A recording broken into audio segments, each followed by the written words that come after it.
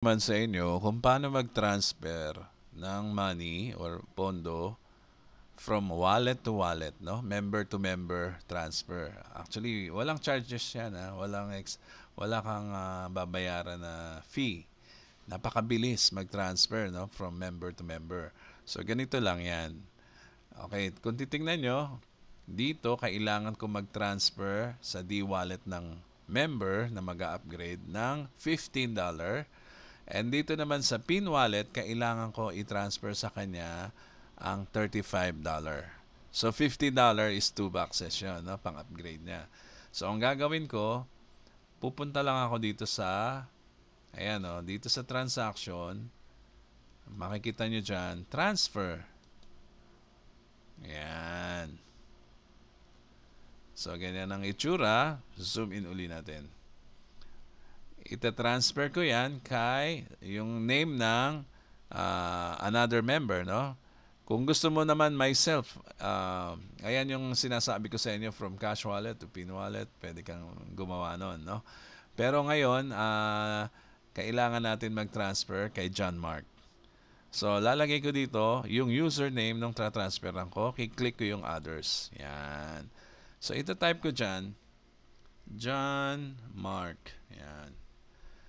Makikita ka agad nung member. Yung member's name, no? Makikita mo kagad dyan. Siya ba to? Pag naalaman mo, ay, oo, siya nga ito. So, confirm. Pupunta ka naman dito ngayon sa from wallet.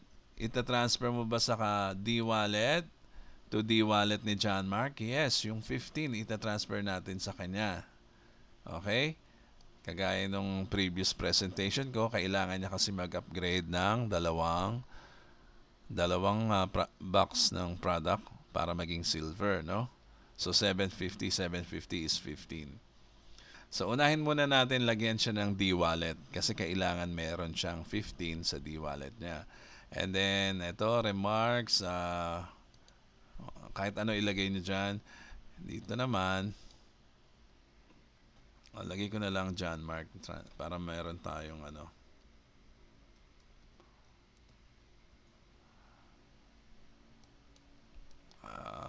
Yan. And then dito, security pin natin. Yan. So, ready na yan to transfer kay John Mark. Okay? D-wallet to D-wallet yan, ha? Tingnan nyo, ha? Makakapag-transfer lang ako from my D-wallet, 15, sa D-wallet ni John Mark. Okay? Itong remarks, nilagay ko lang uli yung pangalan niya. So, yan. Ready na to transfer. Submit. And dito sa, hindi lang nakikita yung button, nandito sa right side. Submit natin kay John Mark yung. Ayun. Up. Teka, wag muna natin to i-save. Makikita nyo naman yung confirmation dito. Nakalagay, confirm wallet transfer details. Ayan, si John Mark. D-wallet to D-wallet. $15. Ito yung username niya. So, yung nasa right side, may confirm button dyan. Ayan. Ayun, no? Amount transferred successfully. Napakabilis lang, di ba?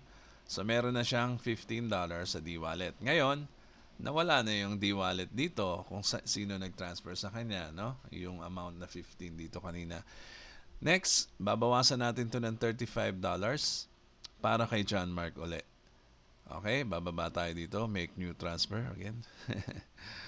Pupunta ulit tayo dito sa transfer tab. Ito na yun, transfer tab. Dito naman tayo sa PIN wallet kukuha ng 35 para ipasa natin sa PIN wallet ni John Mark, no? Para makapag-upgrade siya. Kaya sinasabi ko sa inyo, kailangan 70% and 30% palagi, ha? Okay, balik tayo dito. Others. Type uli natin si John Mark. Yan. Ayan, lumabas. Pag lumabas yung name niya, confirm. Okay. Makikita nyo naman dito, yung PIN wallet naman na nakaselect. Ayan, o. Pwede kong bawasan ng $35 ang aking PIN wallet papunta sa PIN wallet ni John Mark. Okay, lalagay ko dyan 35.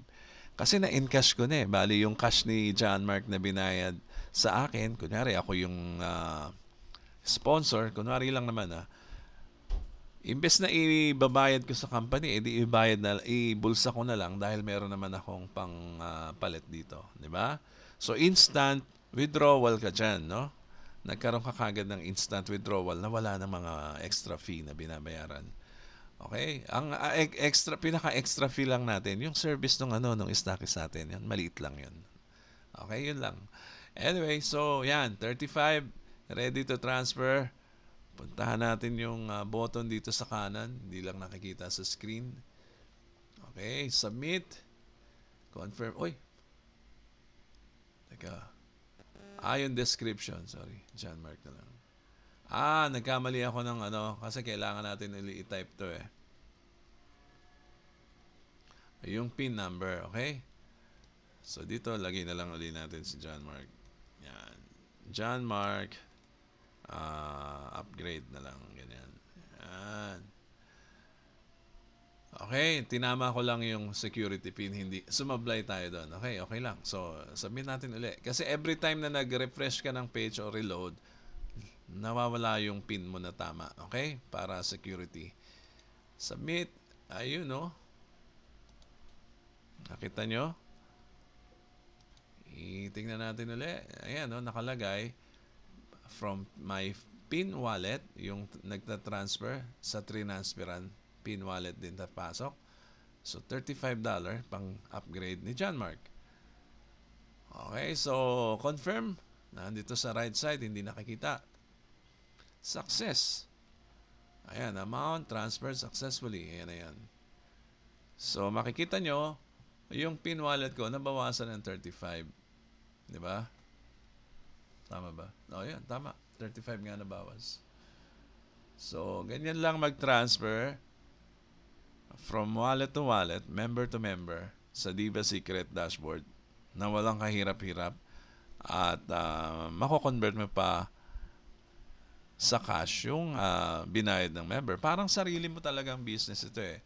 So, parang ikaw nagpapatakbo ng sarili mong negosyo physically na re-receive mo yung payment ng member at papalitan mo na lang ng mga amount dyan kung magkano man ang kailangan mo kung meron laman yung mga wallets mo dyan, no?